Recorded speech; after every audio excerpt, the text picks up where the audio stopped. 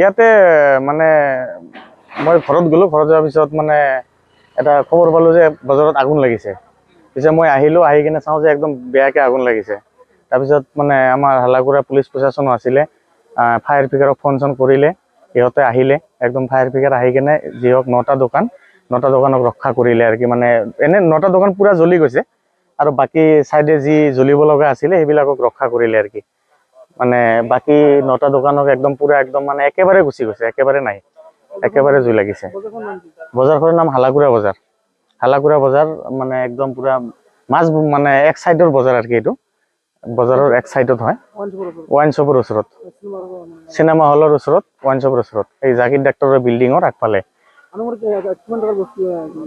মোটামুটিতো idea এইটো মোৰ নহয়, এতিয়া 9টা দোকানততো নহ'লেওতো মোটামুটি 50-60 লাখ টকাৰ মাল হ'ব, 50-60 লাখ টকাৰ মাল হ'ব।